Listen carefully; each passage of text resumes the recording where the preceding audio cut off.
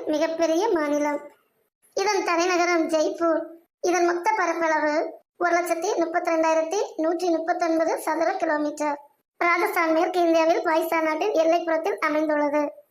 ராஜஸ்தானின் மலைக்கோட்டைகளும் அதனுள் கலைநயத்துடன் கட்டப்பட்ட அரண்மனைகளும் சமண கோயில்களும் துர்க்கை கோயில்களும் இந்திய கட்டடக்கலைக்கு எடுத்துக்காட்டாய் விளங்குகின்றன. பரப்பளவில் மிகப்பெரிய மாநிலம் ராஜஸ்தான். பரப்பளவில் மிகச்சிறிய மாநிலம் கோவா. பரப்பளவில் 2வது மிகச்சிறிய மாநிலம் சிக்கிம். பரப்பளவில் 3வது மிகச்சிறிய மாநிலம் திரிபுரா. பரப்பளவில் 4வது மிகச்சிறிய மாநிலம் நாகாலாந்து. பரப்பளவில் 5வது மிகச்சிறிய மாநிலம் மிசோரம். வாங்க ஃப்ரெண்ட்ஸ், ஒவ்வொரு மாநிலத்தையும் சுத்தி பார்க்கலாம். நெட்டவழியக்கா, கோவாவோட அழகு பாருங்க, எவ்வளவு அழகா இருக்கு. கோவானாலே அதோட கடற்கரைகள் தான் மிக மிக அழகு. அது சரி, இந்தியாவில் மிகச்சிறிய மாநிலம் அப்படின்னு சொன்னா இந்த கோவாவை நம்ம சொல்லலாம். இந்த கோவா எங்க இருக்கு தெரியுமா? இந்தியாவின் தென்மேற்கு கடற்கரையில் கொங்கன் மண்டலத்தில் அமைந்துள்ளது. புவியியல் ரீதியா பார்த்தோம்னா தக்கான பீடபூமியிலிருந்து மேற்கு தொடர்ச்சி மலைகளால் பிரிக்கப்பட்டுள்ளது. இந்த கோவாவுக்கு வடக்கில் மகாராஷ்டிராவும் கிழக்கு மற்றும் தெற்கில் கர்நாடகமும் அமைந்துள்ளது. கோவாவோட தலைநகரம் பனாஜி. இந்த கோவா மாநிலத்தில் உள்ள மிகப்பெரிய நகரம் வாஸ்கோட காமா. போர்ச்சுகீசிய வணிகர்கள் 16ஆம் நூற்றாண்டின் முற்பகுதியில் முதலில் துணைக்கண்டத்திற்கு பயணம் செய்து விரைவில் அதை கைப்பற்றினர். பின்னர் கோவா போர்ச்சுகீசிய பேரரசின் ஒரு வெளிநாட்டு பிரதேசமாக மாறியது. இந்த சமயத்துல தான் கோவா போர்ச்சுகீசிய இந்தியா என அழைக்கப்பட்டது.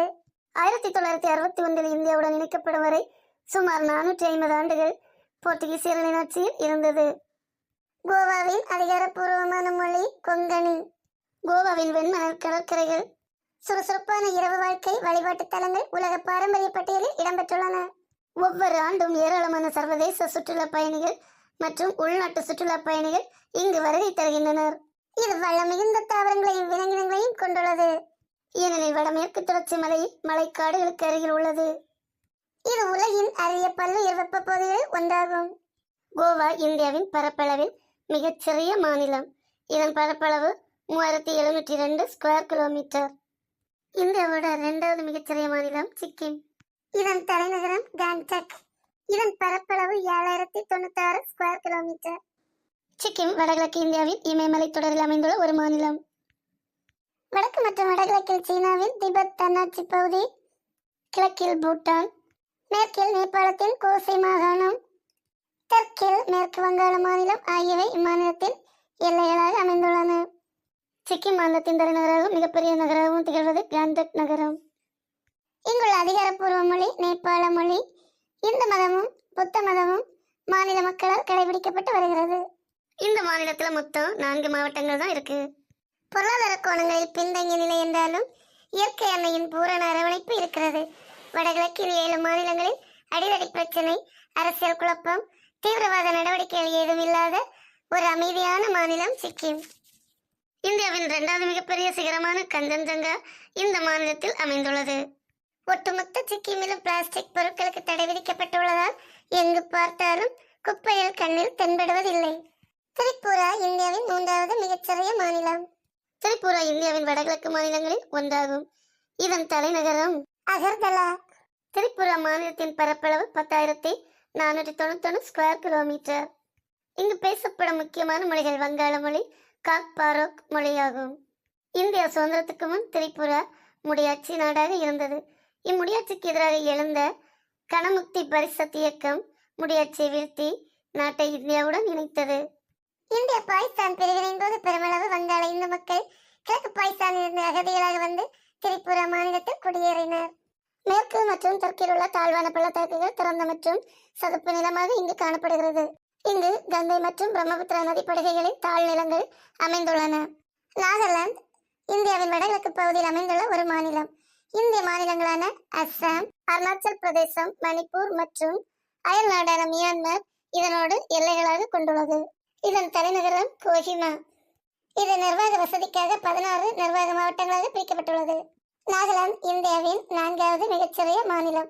இதன் மொத்த பரப்பளவு 16,579 ஸ்கொயர் கிலோமீட்டர். நாகாலாந்து மாநிலத்தின் ஆட்சி மொழி ஆங்கிலம். நாகா என்கிற பழங்குடி மக்கள் வாழ்ந்ததால் இதற்கு நாகாலாந்து என்று பெயர் கிடைத்தது.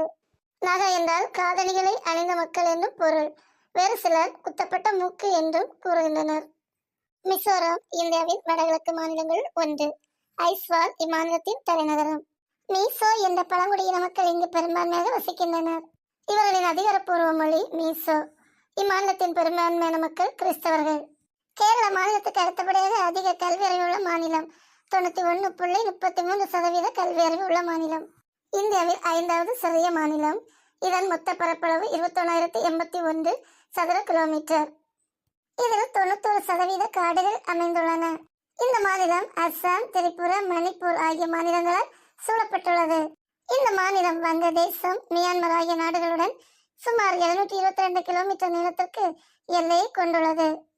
நம் நாட்டின் 2வது குறைந்த மக்கள் தொகை கொண்ட மாநிலம். பரப்பளவின் அடிப்படையில் இந்தியாவில் 5 சிறிய மாநிலங்கள். முதல் சிறிய மாநிலம் கோவா, 3702 ஸ்கொயர் கிலோமீட்டர்.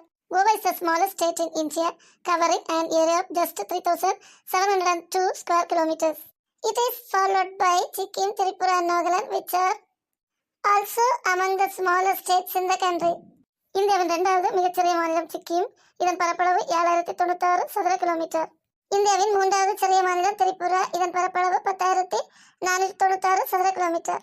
இந்தியாவின் 4வது மிகச்சிறிய மாநிலம் நாகாலாந்து. இதன் பரப்பளவு 16,579 சதுர கிலோமீட்டர். இந்தியாவின் 5வது மிகச்சிறிய மாநிலம் மிசோரம். இதன் பரப்பளவு 21,081 சதுர கிலோமீட்டர். ஃப்ரெண்ட்ஸ், உங்களுக்கு இந்த வீடியோ பிடிச்சிருந்தா லைக் பண்ணுங்க, ஷேர் பண்ணுங்க, மறக்காம உங்க கமெண்ட் பாக்ஸ்ல போடுங்க. Thank you friends.